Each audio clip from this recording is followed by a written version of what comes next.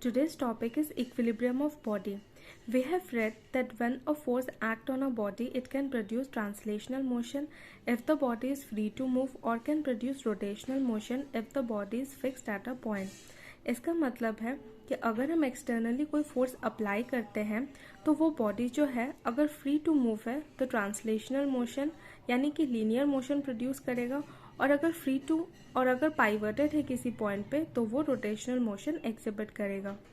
But in certain circumstances it is possible to apply a number of forces such that the resultant of all forces is zero. किंतु कुछ परिस्थितियों में आप अगर एक से अधिक फोर्सेस अप्लाई करते हैं और उसका रिजल्टेंट फोर्स जो है वो जीरो आता है तो जो बॉडी है वो सेम स्टेट में ही रहता है. So they do not change the state of rest or linear motion of the body, and the algebraic sum of moment of all forces about the fixed point is zero. So they do not change the rotational state of body. Then the body is said to be in equilibrium.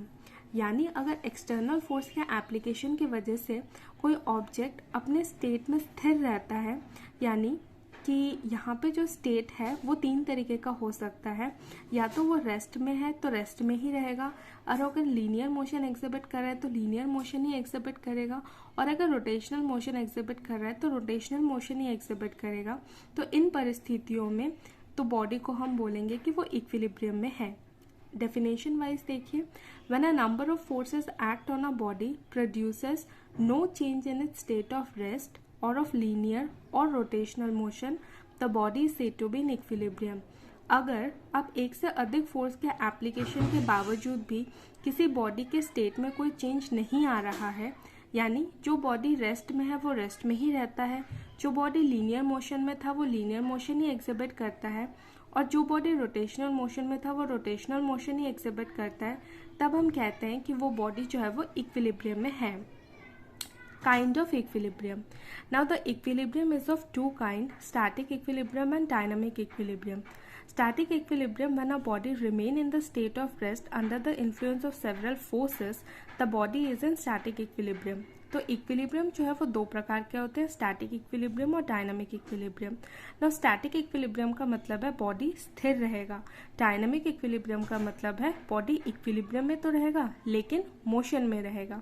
तो static equilibrium मतलब आप एक से अधिक force apply करते हैं लेकिन body जो है वो सेम स्टेट ऑफ रेस्ट में ही रहता है. यहाँ पे एक एग्जांपल देखिए. In figure 1.15, if a body lying on the table top is pulled by a force F to its left and by an equal force F to its right along the same line, the body does not move. The reason is that the applied force are equal and opposite along the same line, so they balance each other. That is, there is no net horizontal force on the body. Hence, the body remain at rest. That is in static equilibrium. तो figure 1.15 में देखिए एक book जो है उसको table पे रखा गया है और मैंने यहाँ पे दो डिफरेंट दिशाओं में फोर्स जो है वो अप्लाई किया है, जो कि आप देख सकते हैं कि इस डायरेक्शन में और इस डायरेक्शन में फोर्स अप्लाई किया है ना. ये दोनों ही फोर्स जो है वो सेम मान के है, यानी इक्वल एंड ऑपोजिट है, but same line of action पे एक्ट कर रहे हैं. यही फोर्स अगर आप यहाँ और यहाँ पे उल्टे डायरेक्शन में अप्लाई करते तो ये टर्निंग इफेक्ट देता, जो कि हमने कपल में देखा था. तो सेम लाइन ऑफ एक्शन में अगर आप equal and opposite force apply करते हैं तो ये स्टैटिक इक्विलिब्रियम में बॉडी को रहेगा. सिमिलरली आप यहाँ पे भी अप्लाई कर सकते थे अपवर्ड एंड डाउनवर्ड, तो इसमें भी ये बॉडी जो है वो स्टैटिक इक्विलिब्रियम में ही रहता. Now, if a book is lying on a table, the weight of the book exerted on the table vertically downward is balanced by the equal and opposite force of reaction exerted by the table on the book vertically upward. Thus, the book is in static equilibrium. Now, आपने ये देखा होगा कि अक्सर table पे अगर कोई किताब रखी रहती है तो वो स्थिर ही रहता है, क्योंकि जो बुक है, बुक के द्वारा टेबल के ऊपर अपने वेट की वजह से एक फोर्स एक्सर्ट किया जाता है जो कि mg होता है, एंड टेबल भी एक रिएक्शन फोर्स इक्वल अमाउंट का ऑपोजिट डायरेक्शन में यानी अपवर्ड डायरेक्शन में अप्लाई करता है. तो इसीलिए बुक जो है वो टेबल के ऊपर स्थिर रहता है. In a beam balance, when the beam is balanced In horizontal position, the clockwise moment of force due to object on its right pan balances the anti-clockwise moment of force due to weight on its left pan, and the beam has no rotational motion, that is, it is in static equilibrium. तो beam balance generally grocery shop में आपको देखने को मिलेगा. तो beam balance में हम क्या करते हैं कि हम जो है उसका clockwise moment and anti clockwise moment को इक्वल करते हैं. तो जब भी बीम बैलेंस में क्लॉकवाइज मोमेंट और एंटी क्लॉकवाइज मोमेंट इक्वल हो जाता है तब वो स्टैटिक इक्विलिब्रियम में आ जाता है, यानी बैलेंस कंडीशन में चला जाता है.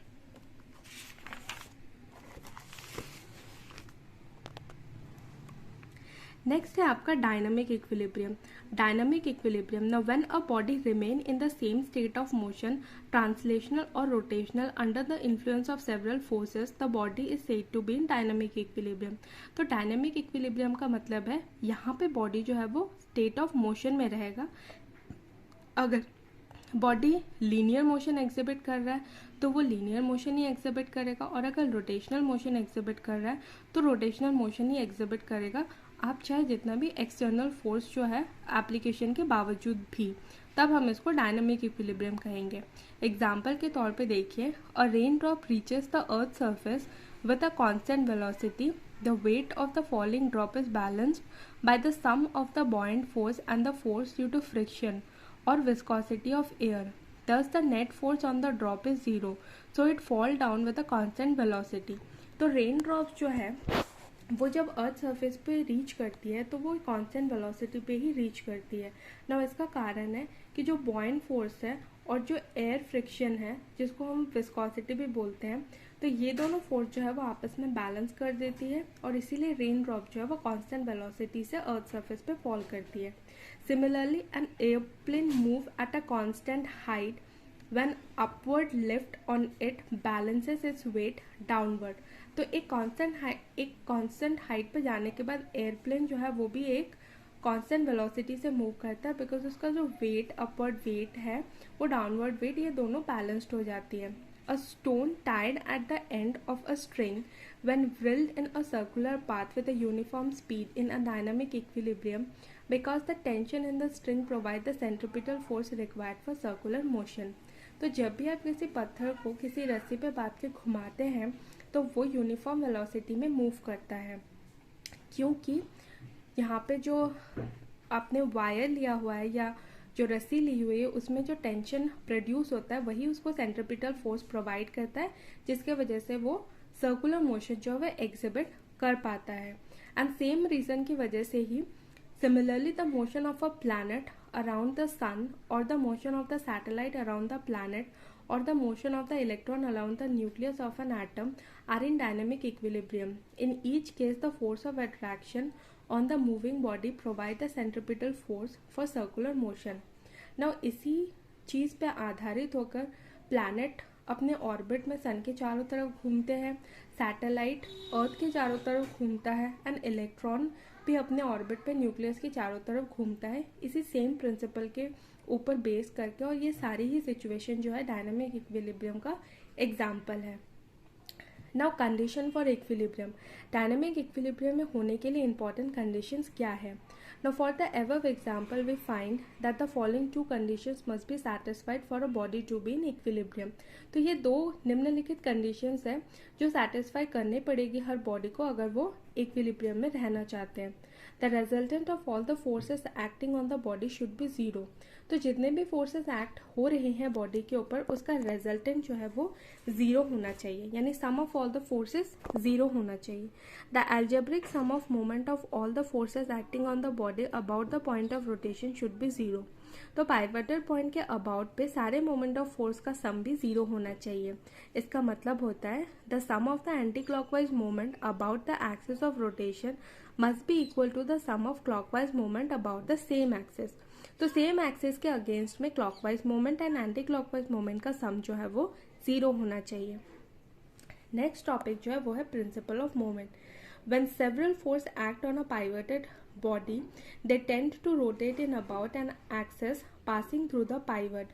The resultant moment of all the force about the pivoted point is obtained by taking the algebraic sum of the moment of each force about that point. To find the algebraic sum, the anticlockwise moment is taken positive while the clockwise moment is taken negative. According to the principle of moment, if the algebraic sum of the moment of all the forces acting on the body about the axis of rotation is 0, the body is in equilibrium. तो equilibrium में होने के लिए sum of anti clockwise moment and clockwise moment दोनों को equal होना पड़ता है. या तो दोनों का सम आप इक्वल टू 0 कर सकते हैं, नहीं तो आप दोनों ही मोमेंट्स को इक्वल करेंगे. इसका मतलब है according to the principle of moment in equilibrium, sum of anti clockwise moment is equal to sum of clockwise moment.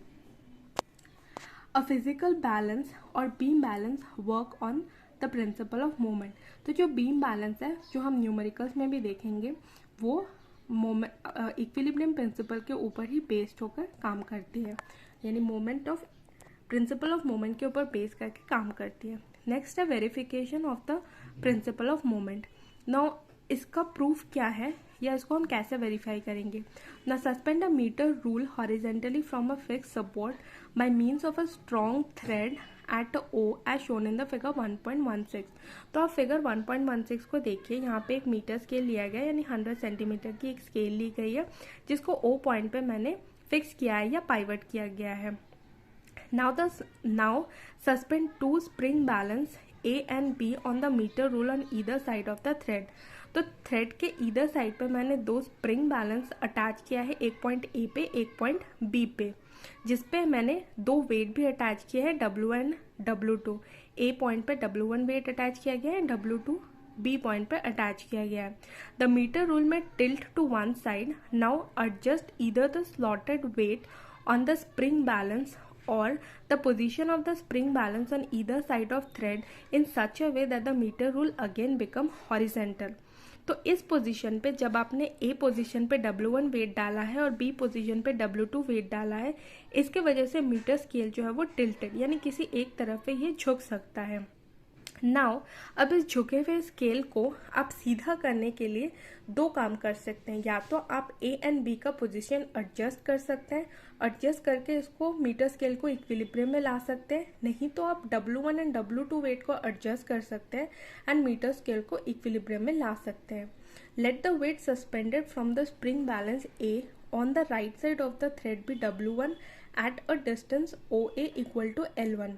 तो पाइवटेड पॉइंट से मैंने A डिस्टेंस पे जो स्प्रिंग डाला है उसका लेंथ मैंने L1 लिया है, एंड पाइवटेड पॉइंट से B पॉइंट पे मैंने जो स्प्रिंग यूज किया उसका लेंथ मैंने L2 लिया है. Now the weight W1 tend to turn the metre rule clockwise while the weight W2 tend to turn the metre rule anti clockwise. Now W1 weight की वजह से जो मीटर रूल है वो क्लॉकवाइज डायरेक्शन में घूम रहा है, एंड W2 वेट की वजह से मीटर स्केल जो है वो एंटी क्लॉकवाइज डायरेक्शन में मूव कर रहा है. नाउ ये आप कैसे फाइंड आउट कर सकते हैं. नाउ अगर आपको W1 के लिए डायरेक्शन फाइंड आउट करना है तो W2 को ओमिट कर दीजिए और चेक कीजिए अगर सिर्फ W1 वेट प्रेजेंट रहता तो मीटर स्केल किस डायरेक्शन में मूव करता. तो वहां से आपको clockwise and anti clockwise direction का पता चल जाएगा. Now clockwise moment of weight W1 about the point O is equal to W1 into L1. तो क्लॉकवाइज मोमेंट जो है अगर वो आपको कैलकुलेट करना है वेट W1 के लिए तो that will be equal to W1 into L1. And anti clockwise moment अगर कैलकुलेट करना है वेट W2 के लिए अबाउट द पॉइंट O यानी पाइवटेड पॉइंट के अबाउट पे, तो that will be equal to W2 into L2. Now as per equilibrium हमारा anti clockwise moment must be equal to clockwise moment, that is W1 L1 is equal to W2 L2. तो ये इसी equation के ऊपर base करके आप unknown quantities that is unknown weight W1 या W2 calculate कर सकते हैं, या तो लेंथ भी आप कैलकुलेट कर सकते हैं. That is clockwise moment is equal to anti clockwise moment that verifies the principle of moment. Now ये हम आगे न्यूमेरिकल्स के सहारे और भी अच्छी तरह से देखेंगे. Thank you.